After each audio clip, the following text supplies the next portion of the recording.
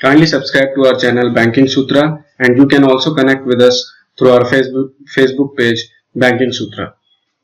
और आज इस वीडियो लेक्चर से रिलेटेड जितने भी MCQs हैं वो आपको प्रोवाइड कर दिए जाएंगे, जो कि हमारे वीडियो के नीचे दिए गए डिस्क्रिप्शन में लिंक दिया हुआ है, उस पर आप विजिट करके प्रो फार्मर गवर्नमेंट स्कीम से रिलेटेड सारे MCQs आपको मिल जाएंगे।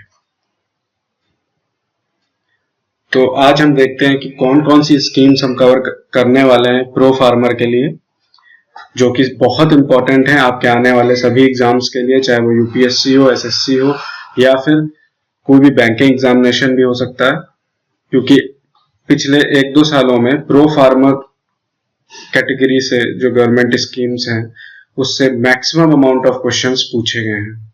ठीक है, तो देख लेते हैं हम कौन कौन सी स्कीम्स आज कवर करेंगे।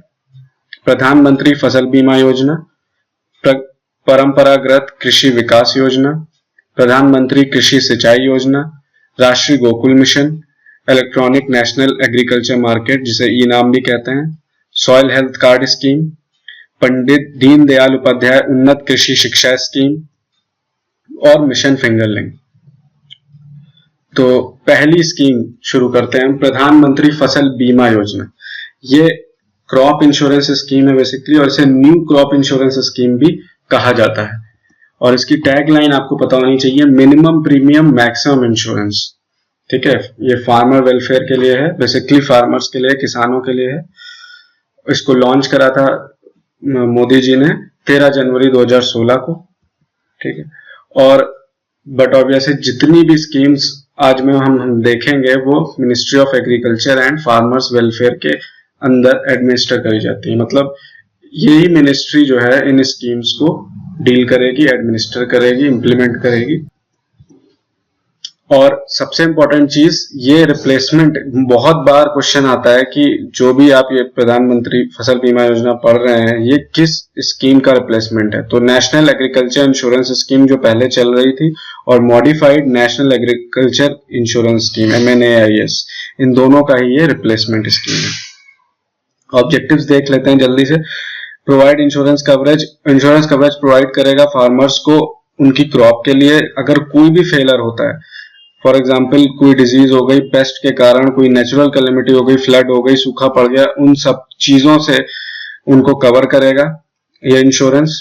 ठीक है, और इनकी इनकम, जो भी फार्मर्स की इनकम होगी उसको स्टेबलाइज करेगा। ठीक है, जिससे कि वो अपनी इनकम और चीजों में यूटिलाइज कर सके, एग्रीकल्चर के और भी कामों में यूटिलाइज कर सके। इससे क्या होगा कि फार्मर्स को इंकरेजमेंट मिलेगा और भी इनोवेटिव और मॉडर्न एग्रीकल्चर का वो इस्तेमाल कर सकेंगे जब उनकी इनकम बढ़ेगी। तो क्योंकि जनरली क्या होता है एग्रीकल्चर सेक्टर में, जब क्रॉप्स खराब हो जाती हैं सूखा पड़ने के कारण और बहुत ज्यादा फ्लड होने के कारण, बाढ़ आ जाने के कारण, तो उनकी सारी फसलें खराब हो जाती हैं।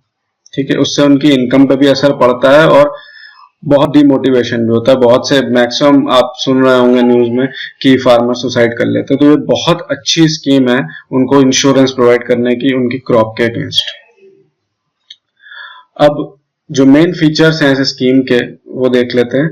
प्रीमियम सिर्फ 2% देंगे फार्मर्स जितनी भी खरीफ क्रॉप्स हैं उनके लिए, 1.5% देंगे रबी क्रॉप्स के लिए, और जो एनुअल कॉमर्शियल और हॉर्टिकल्चर क्रॉप्स हैं उनके लिए प्रीमियम फिक्स हुआ है 5%। अब सबसे पहले हमें देखना होगा कि खरीफ, रबी और हॉर्टिकल्चर क्रॉप्स होती क्या हैं।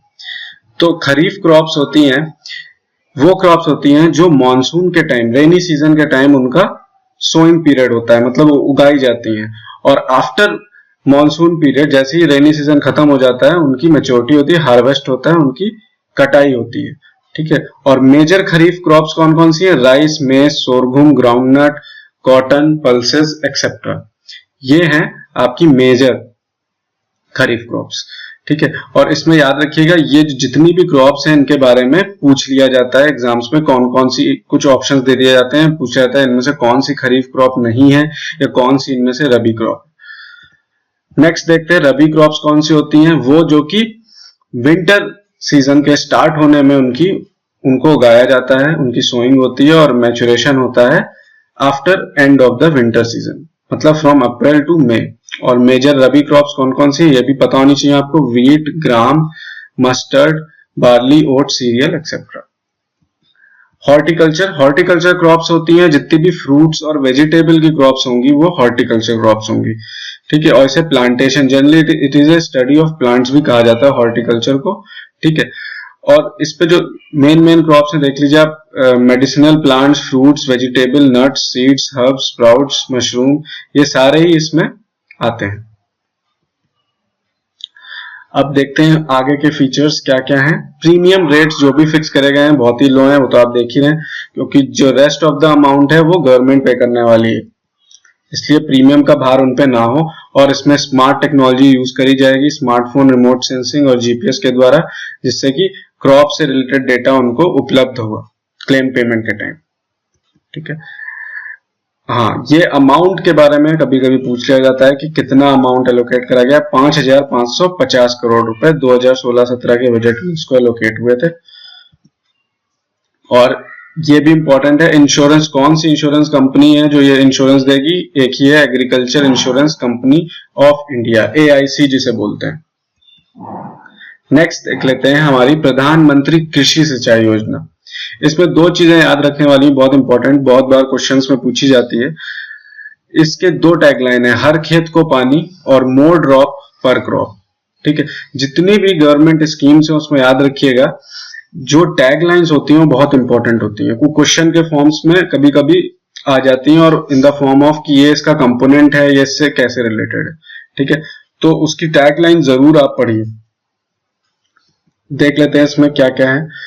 ये लॉन्च करा गया था 1 जुलाई को, cabinet committee of economic affairs जो कमिटी होती है उसमें जो कि उसके चेयरमैन होते हैं प्राइम मिनिस्टर जी, उन्होंने अप्रूवल दिया था इसको, और 1 जुलाई 2015 को ये लॉन्च हुई थी। अब कुछ बात कर लेते हैं कि एग्रीकल्चर की क्या स्थिति है, इरिगेशन की क्या स्थिति है। बेसिकली ये जो आप देख रहे हैं ये है नेट सोन एरिया, मतलब ये है टोटल ये क्या है, एग्रीकल्चर एरिया है, ठीक है, टोटल एग्रीकल्चर एरिया है, ठीक है।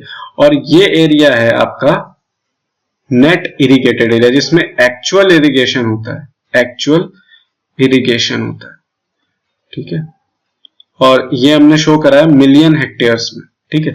तो अगर आप देखें तो 2006-7 में 139.85 ये क्या था, million hectares total agriculture area था। और आज की डेट में जो लेटेस्ट हमारे पास डेटा अवेलेबल है उसमें 140.80 बढ़कर हो गया एग्रीकल्चर लैंड। बट जो एक्चुअल जितना पार्ट में इरिगेशन होता है वो सिर्फ कितना है, 65.26 मिलियन हेक्टेयर्स, ठीक है।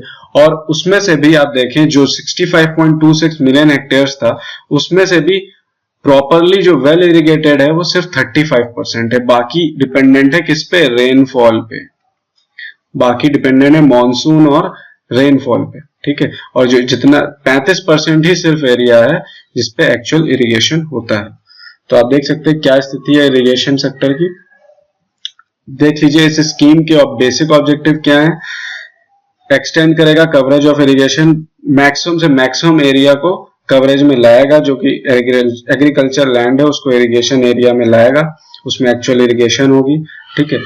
वाटर का यहाँ पे अच्छा यूटिलाइज होगा, वाटर का यूटिलाइजेशन इंपॉर्टेंट है, याद रखिएगा इस स्कीम में वाटर का मैक्सिमम यूटिलाइज हो गया, वेस्टेज नहीं करी जाएगी, उसको रिड्यूस करा जाएगा, ठीक है।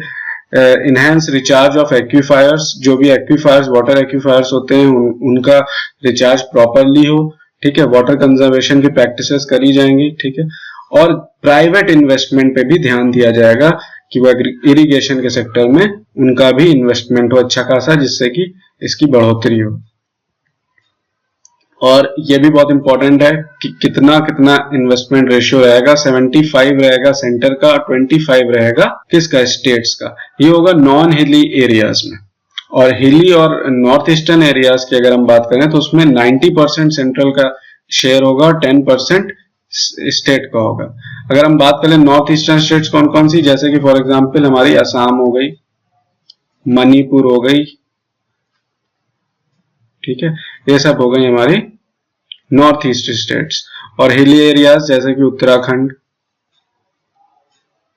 ठीक है, हिमाचल हो गया।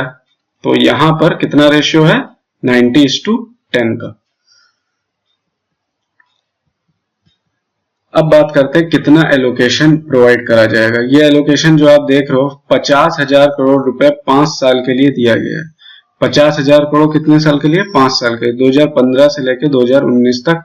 और 140 लाख हेक्टेयर्स, 140 लाख हेक्टेयर जो कि एडिशनल एरिया है उसको इरिगेशन के अंदर लाया जाएगा। ये 3 इंपॉर्टेंट पॉइंट्स उनको याद रख लीजिए, 50,000 करोड़ 5 साल और 140 लाख हेक्टेयर्स। और अब देख लीजिए कौन कौन सी स्कीम्स इनमें मर्ज कर दी गई हैं, अमेलगमेट कर दी गई हैं। वो ये देख लीजिए, ये 3 स्कीमें हैं। कभी कभी पूछ लिया जाता है कौन सी 3 स्कीमों को मर्ज करा गया है इस स्कीम में, ठीक है। नेक्स्ट इसके कंपोनेंट्स देख लीजिए, ये इसके कंपोनेंट्स हैं। एक्सीलरेटेड इरिगेशन बेनिफिट प्रोग्राम, हर खेत को पानी, पर ड्रॉप मोर क्रॉप, और वाटरशेड डेवलपमेंट। बेसिकली ये जो भी कंपोनेंट्स हैं इनका मेन जो क्रक्स है, जो मेन मैं कहूँगा एक तरह से समरी क्या है इस स्कीम की, वो 2 काम होने वाले हैं। एक जल संचय मतलब कलेक्शन, जल का प्रॉपर कलेक्शन, वाटर का प्रॉपर कलेक्शन। अगर आप वाटर को प्रॉपर कलेक्ट कर पाओगे तभी उसको प्रॉपरली यूज कर पाएंगे इरिगेशन में, क्योंकि इरिगेशन में जल का, वाटर का यूटिलाइजेशन सबसे ज्यादा होता है, आपको पता ही होगा। दूसरा जो इंपॉर्टेंट पॉइंट है जल सिंचाई, इस पे मेजर फोकस है। जल संचय और जल सिंचाई ये 2 मेन प्रोस्पेक्ट्स हैं जिन पे ध्यान दिया जाएगा। नेक्स्ट हम बात कर लेते हैं अगली स्कीम्स की, जो कि ई नाम है, इलेक्ट्रॉनिक नेशनल एग्रीकल्चर मार्केट, उत्तम फसल उत्तम इनाम, ठीक है। और ये जो स्कीम है ये हमारी आती है, गवर्नमेंट का एक इनिशिएटिव था कि फार्मर्स की जो इनकम है, फार्मर्स की इनकम को डबल करा जाए। कब तक? 2022 तक। इंपॉर्टेंट है, पूछ लिया जाता है किस ईयर तक फार्मर की इनकम को डबल करने की बात कही गई है, ठीक है। तो 2022 तक फार्मर्स की इनकम को डबल करने का प्लान कर रही है गवर्नमेंट। उसके अतिरिक्त ये कुछ स्कीमें जो मैं आपको बता रहा हूं आज, ये सारी कुछ स्कीमें हैं जिनके थ्रू वो ये करेगी, प्लान कर रही है। और उसमें जो सबसे बड़ा रोल है वो नेशनल एग्रीकल्चर मार्केट का है।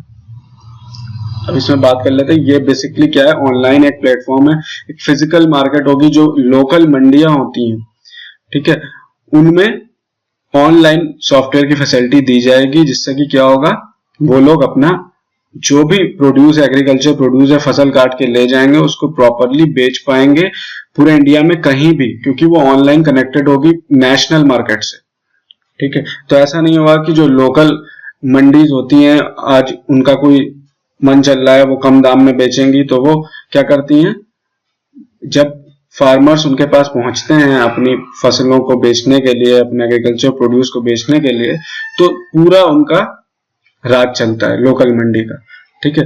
वो नहीं अलाउ करते, वो मोस्ट ऑफ द टाइम अगर उनका मानना है कि कम दाम में बेचेंगे तो कम दाम में बेचना पड़ता है उनको, क्योंकि वो इतनी मेहनत से लाद के लाता है फार्मर लोकल मंडी में। उसके बाद अगर उसे कहता है भाई कि मैं इतने कम में नहीं बेचूंगा, तो दोबारा वापस लेके जा नहीं पाएगा, ठीक है। तो उसकी मजबूरी होती है, जितना प्राइस सेट होता है लोकल मंडी में उतने ही प्राइस पे उसको अपने एग्रीकल्चर प्रोड्यूस, अपनी फसल बेचनी पड़ती है, जो वो पूरा साल मेहनत करता है जिसके लिए, ठीक है। तो ये बहुत ही इंपॉर्टेंट चीज है, जो कि फार्मर की इनकम को यहाँ पे बहुत बड़ा इफेक्ट पड़ता है जिससे, ठीक है। 14 अप्रैल को ये स्कीम लॉन्च करी गई है, ठीक है। इसमें 21 एग्रीकल्चर प्रोड्यूस मार्केट कमेटी को लॉन्चिंग के टाइम पे जोड़ दिया गया था, जो कि 8 स्टेट्स में है, ठीक है। 8 स्टेट इससे बेसिकली कनेक्टेड हैं और 23 कमोडिटीज इसमें कवर करी गई हैं। 400, ये इंपॉर्टेंट है, जो टारगेट जो भी सेट करे जाते हैं उनको हमेशा याद रखिएगा। 400 मंडीज को ऑनलाइन करने की बात करी है मार्च 2017 तक, और 585 मंडी को करेक्ट करने की बात करेगी ऑन पैन इंडिया बेसिस, कब? मार्च 18 तक, ठीक है। 25 क्रॉप्स में ट्रेडिंग होगी, ये आप देख रहे हैं, कुछ इंपॉर्टेंट क्रॉप्स हैं, व्हीट, पल्सेस, मेज, ऑयल सीड्स, ठीक है। इनमें मेनली इनकी ट्रेडिंग होगी। और जो इसको इंप्लीमेंट करेगी वो क्या है, एग्री ट्रैक इंफ्रास्ट्रक्चर फंड, जो कि इंफ्रास्ट्रक्चर प्रोवाइड करेगी। बेसिकली इंप्लीमेंटेशन का मतलब है एक्चुअल प्रैक्टिस में लाना, तो ये क्या करेगी, इंफ्रास्ट्रक्चर प्रोवाइड करेगी ऑनलाइन करने के लिए लोकल मंडीज को, ठीक है। अब डिपार्टमेंट ऑफ एग्रीकल्चर कोऑपरेशन जो है, जो कि मिनिस्ट्री ऑफ एग्रीकल्चर के अंदर आता है, वो इसको सेटअप करेगा किसके through? SFAC, small farmer agri business consortium. ठीक है, इसमें नाबार्ड से रिलेटेड कुछ भी नहीं है। मैंने एक बार एक क्वेश्चन देखा हुआ है जिसमें क्वेश्चन आया हुआ था कि जो ई नाम मार्केट है, ई नाम स्कीम है, इसकी लीड एजेंसी कौन है? तो याद रखिएगा, लीड एजेंसी है small farmer agri business consortium, ना कि नाबार्ड। नाबार्ड जो कि एग्रीकल्चर को बढ़ाने के लिए, प्रमोशन के लिए बैंक है, उसका इसमें कोई रोल नहीं है। लीड एजेंसी ये है small farmer agri business consortium. ये बेसिकली क्या है कि जो छोटे छोटे फार्मर है वो जो बिजनेस करते हैं उनका एक ग्रुप है बेसिकली। ठीक है, जो कि मिनिस्ट्री ऑफ एग्रीकल्चर के अंदर काम करता है।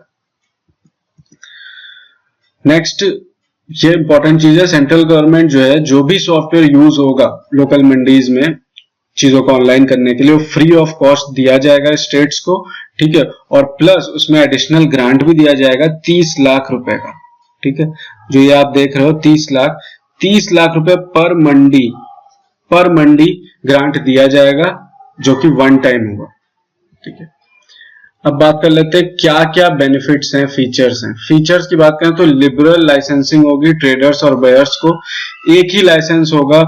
ठीक है, across all the markets in the state. ऐसा नहीं है कि एक स्टेट में एक जगह तो अलग लाइसेंस चल रहा है, एक जगह अलग लाइसेंस चल रहा है। One licence one market. ठीक है, मतलब जो अभी तक जितना भी शोषण होता था फार्मर्स का, ठीक है, वो यहाँ पे नहीं होगा अब प्रॉपरली इंप्लीमेंट होने के बाद।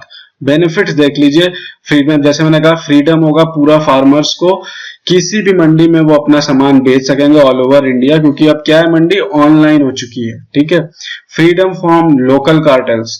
लोकल कार्टेल्स होते हैं जो लोकल जो मंडियां होती हैं उसके जो मेन मुखिया टाइप के होते हैं, जो मेन ट्रेड करते हैं बेसिकली, वो लोग थोड़े नेता टाइप के, वो लोग क्या करते हैं, वही एक्चुअल में प्राइसेस को डिप्रेस करते हैं, प्राइस को घटा देते हैं। कहते हैं आज मैं तुम्हारी फसल सिर्फ 5 रुपए में खरीदूंगा। ठीक है, 5 रुपए किलो में। अब क्या होगा, यहां से एक्चुअल में उसने कितनी मेहनत करी, जितनी उसने मेहनत करी उतना प्राइस उसे नहीं मिल पाया, जिसके कारण क्या हुआ, उसकी इनकम अफेक्ट हुई। तो इससे छुटकारा मिल जाएगा। Facility for the discovery of best price and transfer sale process. ठीक है, बेस्ट प्राइस अपने हिसाब से वो सेट कर पाएगा। ठीक है, देख पाएगा कि नेशनल मार्केट में कितना प्राइस चल रहा है। ठीक है, तो एक नेशनल मार्केट में उसे अपने प्रोड्यूस को पहुंचाने का मौका मिलेगा और उसकी इनकम भी बढ़ेगी। नेक्स्ट बात करते हैं मिशन फिंगरलिंग, जिसको हम बोलते हैं ब्लू रेवोल्यूशन। ठीक है, अब इससे कुछ याद आ रहा होगा आपको, ब्लू रेवोल्यूशन से पहले एक और रेवोल्यूशन था भारत में बहुत पॉपुलर, जिसको हम बोलते हैं व्हाइट रेवोल्यूशन। ठीक है, व्हाइट रेवोल्यूशन कुछ याद है आप लोगों को? व्हाइट रेवोल्यूशन को हम ऑपरेशन फ्लड भी बोलते हैं। किससे रिलेटेड है ये? मिल्क से, मिल्क के प्रोडक्शन यहाँ पे हुआ था। ठीक है, व्हाइट रेवोल्यूशन, उसके रचयिता कौन थे, इसके इन्वेंटर कौन थे? वर्गीस क्यूरियन, जो कि मर चुके हैं। ठीक है, इंपॉर्टेंट है, बहुत बार पूछा जाता है क्वेश्चन में। तो ब्लू रेवोल्यूशन यहाँ पे मिशन फिंगरलिंग मतलब कि ये रिलेटेड है फिश से, फिश के प्रोडक्शन से। ठीक है, तो पहला देख लीजिए, एग्रीकल्चर मिनिस्ट्री ने इसको भी लॉन्च करा है 11 मार्च 17 को। ठीक है, with total expenditure of 52,000 lakh. याद रखिएगा, 52,000 लाख। नेक्स्ट, अब जो मेन मोटिव था इसको 10.79 MMT 2014-15 में था, जिसको 15 MMT बाय 2020-21 तक करने का प्लान है। क्या? फिशरीज के प्रोडक्शन को, मतलब फिशरीज के सेक्टर को बढ़ावा देने की बात हुई है। ठीक है, अब फिशरी के जो भी ये पूरा डेवलपमेंट करा जाएगा, इसी को नाम दिया गया है, फिशरीज का प्रोडक्शन में जो डेवलपमेंट करा जाएगा उसी को नाम दिया गया है ब्लू रेवोल्यूशन। ठीक है, ब्लू रेवोल्यूशन मेनली क्या फोकस करेगा? इन्वायरमेंट में होलिस्टिक डेवलपमेंट और फिशरीज के मैनेजमेंट को। ठीक है, जो कि फिश फार्मर्स जो होते हैं, फिश फार्मर्स, उनका इकोनॉमिक डेवलपमेंट होगा। अगर फिश की प्रोडक्शन ज्यादा होगी तो उनकी इनकम बढ़ेगी। ठीक है, और इसके अतिरिक्त देख लीजिए, इसका एस्टेब्लिशमेंट होगा हैचरीज और फिंगरलिंग रियर पॉन्ड। एक्चुअल में ये क्या चीज है? फिंगरलिंग रियर पॉन्ड, जहां पे फिश होती है उससे फिश को पैदा करने वाले पॉन्ड्स को बढ़ावा दिया जाएगा, मतलब उसमें ऐसी चीजें डाली जाएंगी खाने पीने की जो कि जनरली फिश जिससे बढ़ती हैं, पैदा होती हैं, उनको खाना मिलता है। ठीक है, तो उससे क्या होगा, फिश का प्रोडक्शन होगा और 426 करोड़ रुपए जनरली इसको एलोकेट करे गए हैं। किस चीज के लिए? सिर्फ मिशन फिंगरलिंग के लिए, मतलब पॉन्ड्स के डेवलपमेंट के लिए। अब बात करते हैं 25.50 करोड़ दिए गए हैं और भी जीव जंतुओं के लिए। वो क्या है? श्रिम्प हो गया, क्रैब हो गया, इनका भी प्रोडक्शन बढ़ाने के लिए कंट्री में 25.50 करोड़ रुपए दिए गए हैं। ठीक है, जो कि ये देख लीजिए production of 20 lakh tons of fish annually होती हैं, जिससे कि 4 मिलियन फैमिलीज अफेक्ट होती हैं। आप देख रहे हो कितना ज्यादा इकोनॉमी को ये अफेक्ट करता है। 4 मिलियन फैमिलीज कंज्यूम करती हैं फिश को।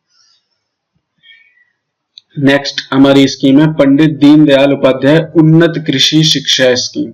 इससे आपको समझ में आ रहा होगा एग्रीकल्चर की क्या पढ़ाई, एजुकेशन को बढ़ावा देने की बात होने वाली है इसमें। अब इसमें जैसे हम बात करें, ये लॉन्च करी गई थी 2016 में टू प्रमोट, जैसे मैंने बोला, एग्रीकल्चर की एजुकेशन को प्रमोट करने के लिए। ठीक है, जब आप एग्रीकल्चर की एजुकेशन को प्रमोट करोगे तभी फार्मर्स की नॉलेज बढ़ेगी और वो मॉडर्न प्रैक्टिसेस यूज कर पाएंगे एग्रीकल्चर में। ठीक है, नई नई तरीके, नई नई टेक्नोलॉजी का इस्तेमाल कर पाएंगे। उसके लिए क्या होना चाहिए? उनकी नॉलेज होनी चाहिए, उनकी एजुकेशन बढ़ानी होगी। ठीक है, अब देख लीजिए, यही जैसे मैंने कहा मेन इंटेंशन क्या है स्कीम का? अवेयरनेस बढ़ाना स्टूडेंट्स में एग्रीकल्चर की एक्टिविटी की इंपॉर्टेंस को लेके। ठीक है, क्योंकि एग्रीकल्चर, मैं आपको बता दूं, आज की डेट में एग्रीकल्चर पे मैक्सिमम पॉपुलेशन डिपेंडेंट है। एग्रीकल्चर में जो भारत का लेबर सेक्टर है, लेबर सेक्टर करीब 60% of the labour sector dependent है एग्रीकल्चर पे। तो अगर हमने इसके प्रोडक्शन को बढ़ा दिया, ठीक है, तो भारत की इकोनॉमी बहुत ज्यादा ग्रो कर जाएगी और आसपास चाइना वाइना कोई इकोनॉमी नहीं दिखने वाली आपको, ये मैं आपको बता दूं। ठीक है, तो इसलिए क्या जरूरी है? एग्रीकल्चर की एजुकेशन होना जरूरी है। तो ये आप जैसे कि देख रहे हैं एग्रीकल्चर यूनिवर्सिटीज और रिसर्च इंस्टीट्यूट्स को इस्टेब्लिश करा जाएगा। ठीक है, अराउंड 100 सेंटर्स खोले जाएंगे जिसके लिए 5.35 करोड़ दिया गया है। ठीक है, एग्रीकल्चर जो ग्रेजुएट होंगे उनको क्या होगा? लिंक्ड विद एम्प्लॉयमेंट भी करा जाएगा। ऐसा नहीं सिर्फ पढ़ा दिया और भाई जब तू कुछ भी कर, ठीक है, किसी चीज की भी तैयारी कर, नहीं, उनको ग्रेजुएशन कराई जा रही है अगर एग्रीकल्चर यूनिवर्सिटी में, तो उसको एम्प्लॉयमेंट भी दिलाया जाएगा, जो कि क्या होगा? प्रोफेशनल ओरिएंटेड, मतलब कि एग्रीकल्चर से रिलेटेड उनको एम्प्लॉयमेंट दिया जाएगा। ठीक है, और जो Indian council of agriculture and research है उसने एक स्कीम लॉन्च करी है स्टूडेंट रेडी के नाम से। ठीक है, इस स्कीम में क्या है कि स्कॉलरशिप दी जाएगी स्टूडेंट्स को, जो कि प्रेजेंटली कितनी थी? 1000 थी, उसको बढ़ा के कितना कर दिया? 3000। इससे क्या होगा? मोटिवेशन होगा। ठीक है, एक मोटिवेशन आएगा स्टूडेंट्स के अंदर कि अगर वो अच्छा करेंगे एग्रीकल्चर की एजुकेशन की फील्ड में तो उनका क्या होगा? अच्छा स्कॉलरशिप मिलेगी। ठीक है, तो मेन जो इंटेंशन क्या है? अवेयरनेस फैलाना स्टूडेंट्स में एग्रीकल्चर एक्टिविटी की। और इसके अंतर्गत ये देख लीजिए 4 न्यू एजुकेशनल इंस्टीट्यूट्स भी खोले गए हैं। कहाँ कहाँ? उत्तर प्रदेश और मध्य प्रदेश में। ये याद रखिएगा, क्वेश्चन में आ सकता है कि कौन सी स्टेट्स में नए एजुकेशनल इंस्टीट्यूट खोले गए हैं इस स्कीम के अंदर। अब नेक्स्ट बात कर लेते हैं परंपरागत कृषि विकास योजना, ट्रेडिशनल फार्मिंग इंप्रूवमेंट प्रोग्राम। ठीक है, बेसिकली क्या है? इसका फोकस कहाँ है? ऑर्गेनिक फार्मिंग पे। ठीक है, it has been launch by government of India to promote organic farming and improve soil health. Soil की हेल्थ को इम्प्रूव करने के लिए ऑर्गेनिक फार्मिंग से क्या होगा? जो फार्मर्स हैं वो एक इको फ्रेंडली एनवायरनमेंट डेवलप करेंगे और कल्टीवेशन भी हमारा जो एग्रीकल्चर होगा वो क्या होगा? इको फ्रेंडली होगा, पॉल्यूशन फ्री होगा। ठीक है, जो क्या करेगा? फर्टिलाइजर्स और जो भी एग्रीकल्चर केमिकल्स होते हैं उसका कम से कम यूटिलाइज होगा और धीरे धीरे खत्म कर दिया जाएगा। अब मैं आपको सबसे पहले बता दूं कि ऑर्गेनिक फार्मिंग है क्या। बेसिकली ऑर्गेनिक फार्मिंग का बेसिक मतलब है कि जो जितने भी हम पेस्टिसाइड्स, ठीक है, हार्मफुल पेस्टिसाइड्स और फर्टिलाइजर्स हैं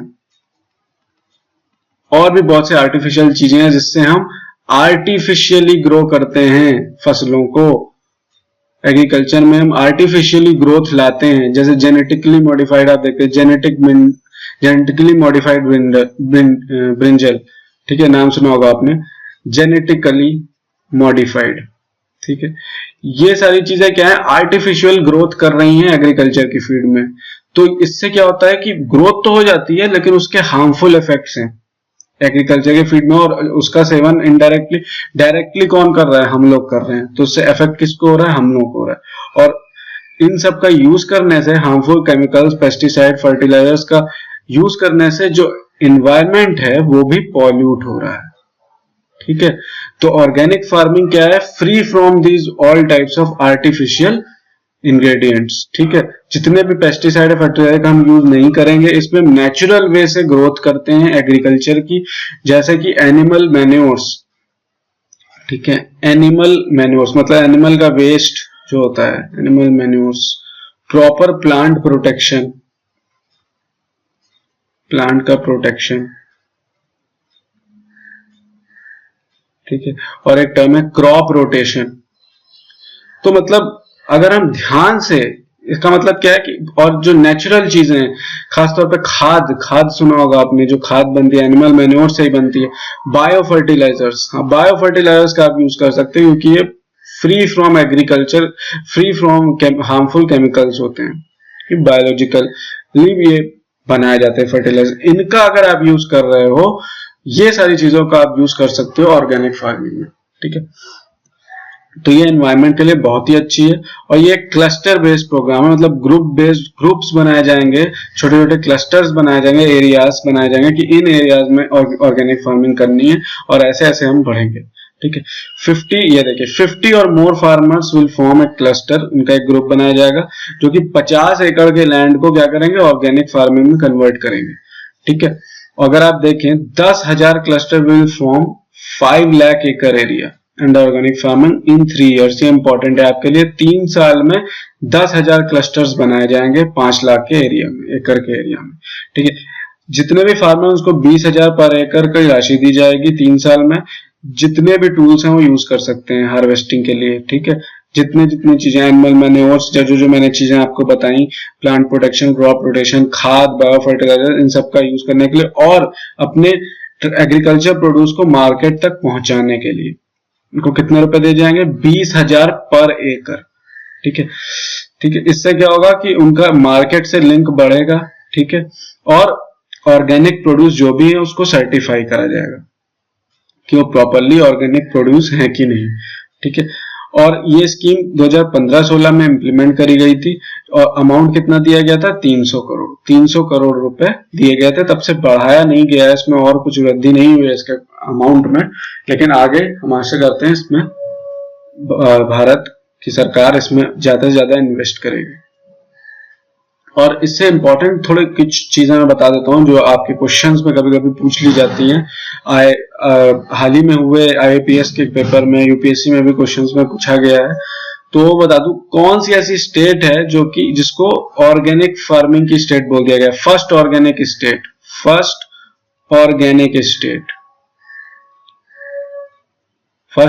स्टेट है सिक्किम। आपकी सिक्किम को ऑर्गेनिक स्टेट का दर्जा दिया गया, ऑफिशियली डिक्लेयर कर दिया गया है। और अगर मैं पूछूं कि कौन सा ऐसी स्टेट है जिसमें ऑर्गेनिक फार्मिंग का सबसे ज्यादा सर्टिफाइड ऑर्गेनिक एरिया है, तो वो है मध्य प्रदेश। MP में सबसे ज्यादा ऑर्गेनिक फार्मिंग का एरिया है, जो कि करीब 2.35 लाख एकड़ है, ठीक है। इतने एरिया में ऑर्गेनिक फार्मिंग पॉसिबल है, संभव है मध्य प्रदेश में। नेक्स्ट बात करते हैं राष्ट्रीय गोकुल मिशन। इसमें काऊ के प्रोटेक्शन पे लेके, काऊ के डेवलपमेंट पे लेके, न्यूट्रिशन पे लेके बात होगी। ये मिशन वही है, ठीक है। की पॉइंट देख लीजिए, प्रोटेक्ट करा जाएगा काऊ ब्रीड से। अभी आप हाल ही में सुन रहे होंगे न्यूज में, बहुत सारे इंसिडेंट्स हो रहे हैं काऊ के प्रोटेक्शन पे लेके। काऊ को मार दिया गया, उस पे बहुत सी चीजें हो रही हैं, लोगों को मारा जा रहा है, ठीक है। बहुत मतलब टेंस सिचुएशन है, कंट्रोवर्शियल स्टेटमेंट है, ये कंट्रोवर्शियल चीजें हो रही हैं काऊ के प्रोटेक्शन पे लेके। तो उन सब चीजों को, काऊ को बेसिकली हमें प्रोटेक्ट करना है इस स्कीम में, ठीक है। जितनी भी लोकल और खास तौर पे जो लोकल ब्रीड की काऊ हैं उनको क्या करना है, हमें प्रोटेक्ट करना है। ठीक है, जिसपे भारत ने कितना 150 करोड़ रुपए फिक्स करे हैं प्रोटेक्शन ऑफ काउस के लिए। ठीक है, और अगर कोई फार्मर इसको सीरियसली लेके इम्प्लीमेंट करता है और प्रिजर्व करता है लोकल ब्रीड की काऊ को, तो उसको रिकॉग्निशन दिया जाएगा, अवार्ड दिया जाएगा, जिस अवार्ड का नाम होगा गोपाल रत्न। याद रखिएगा, गोपाल रत्न नाम का अवार्ड दिया जाएगा उस एक्स्ट्राऑर्डिनरी फार्मर को जो ये कर दिखाएगा। ठीक है, और बेसिकली गवर्नमेंट का एम क्या है, अगर आप काऊ को प्रोटेक्ट करोगे तो क्या होगा, मिल्क का प्रोडक्शन बढ़ेगा। नंबर 1 पे मिल्क प्रोड्यूसिंग कंट्री कौन सी है, भारत ही है, इंडिया है, याद रखिएगा। तो ये मेंटेन रहे उसके लिए क्या करना होगा, काऊ को हमें प्रोटेक्ट करना होगा, वरना वो दिन दूर नहीं कि भारत नंबर 1 नहीं होगी मिल्क प्रोडक्शन में।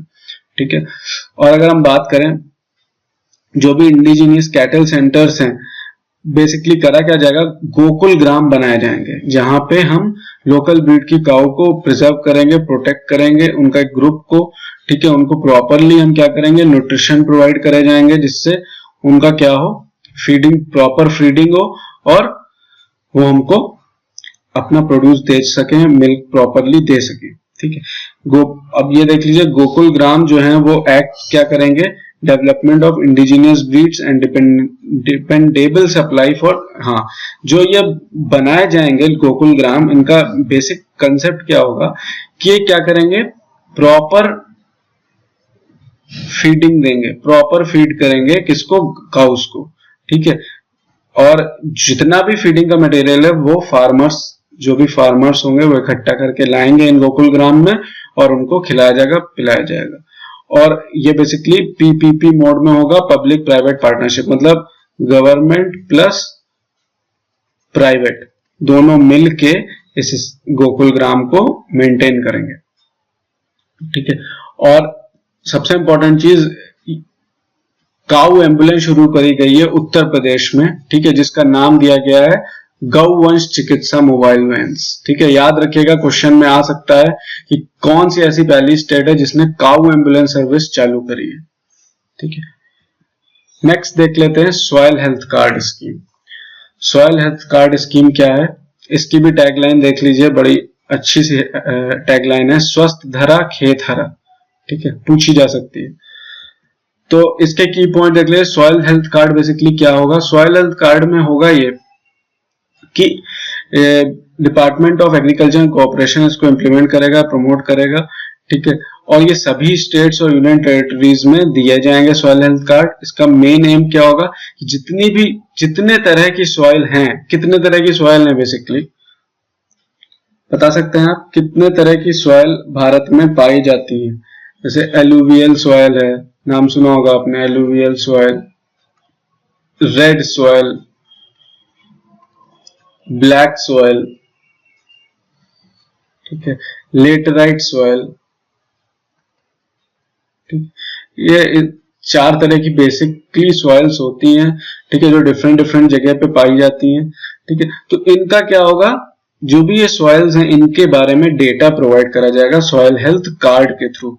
ठीक है, बेसिकली होगा क्या, देखिए प्रिंटेड रिपोर्ट होगी जो कि फार्मर के लिए बहुत बेनिफिशियल होगी, फार्मर को दे दी जाएगी और फार्मर के अकॉर्डिंग उसमें इंफॉर्मेशन फिल होगी। ठीक है, फार्मर उस इंफॉर्मेशन को समझ पाएगा कि भाई कौन सी सॉइल अच्छी है, उसमें क्या क्या इंप्रूवमेंट चाहिए, उसमें कितनी खेती, कितनी चीजों की जरूरत है, तो वो क्या कर पाएगा, सॉइल को और उपजाऊ बना पाएगा। ठीक है, और प्रोडक्टिव बना पाएगा। ठीक है, तो इसमें बेसिकली क्या होगा, सॉइल हेल्थ कार्ड में सॉइल का डेटा होगा। ठीक है, मतलब फार्मर क्या करेगा, प्रॉपर आइडिया होगा कि कौन से न्यूट्रिएंट्स को सॉइल लैक कर रही है, कौन से न्यूट्रिएंट्स में लैक है और उनको वो कैसे इंप्रूव करे। ठीक है, कौन से फर्टिलाइजर्स की उसमें जरूरत होगी। ठीक है, जिससे कि क्या हो, क्रॉप अच्छे से उग सके, उपजाऊ हो सके। ठीक है, और जो भी ये सॉइल हेल्थ कार्ड दिए जाएंगे वो आपके 3 साल के लिए वैलिड होंगे, फॉर 3 इयर्स इशू करे जाएंगे, 3 साल के लिए, याद रखिएगा। ठीक है, अब बेसिकली देख लेते हैं क्या basically soil health card contain करेगा। सॉइल हेल्थ कार्ड में क्या चीजें होंगी, पहला हेल्थ ऑफ द सॉइल होगी, फंक्शनल कैरेक्टरिस्टिक्स होंगी सॉइल की, कंटेंट ऑफ वाटर और न्यूट्रिएंट्स, कौन कौन से न्यूट्रिएंट्स हैं सॉइल में और कौन से नहीं है, और क्या एडिशनल प्रॉपर्टीज हैं सॉइल की, ठीक है, वो सारी प्रॉपर्टीज, वो सारे न्यूट्रिएंट्स जिनमें लैक कर रहा है और जो हैं भी, वो सारे इस कार्ड में लिस्ट होंगे, सॉइल हेल्थ कार्ड में, ठीक है। तो एक बेसिकली क्या होगा, बहुत ही हेल्पफुल होगा किसके लिए, फार्मर्स के लिए, फार्मर्स के लिए हेल्पफुल कार्ड होगा, ठीक है, जो कि एक बेसिक आइडिया दे देगा ये सॉइल्स की फार्मर्स को। और करेक्टिव मेजर्स, ये बहुत इंपॉर्टेंट चीज है, अगर किसी भी सॉइल में कोई न्यूट्रिएंट्स मिसिंग है, न्यूट्रिएंट्स नहीं है, तो उसमें क्या करेक्टिव मेजर्स करे जाएं, ठीक है, जिससे कि उसको इम्प्रूव करा जाए, ठीक है, उसके कैरेक्टरिस्टिक्स को इम्प्रूव करा जाए, उसको उपजाऊ कर दिया जाए उस सॉइल को, वो भी इसमें मेजर्स लिखे रहेंगे, ठीक है। तो आज के लिए थैंक्स गाइस। आपको अगर हमारा लेक्चर अच्छा लगा हो तो आप हमारे चैनल बैंकिंग सूत्रा को सब्सक्राइब कर सकते हैं और जो बेल है इसको क्लिक कर सकते हैं, जिससे कि जो भी हमारे नए वीडियोस होंगे उनके नोटिफिकेशन आपको मिल जाएंगे, ठीक है। और हमारे इस वीडियो को आप शेयर कर सकते हैं अगर आपको अच्छा लगा हो तो, फेसबुक पे, ट्विटर पे और व्हाट्सएप पे। Keep watching our channel. Thank you.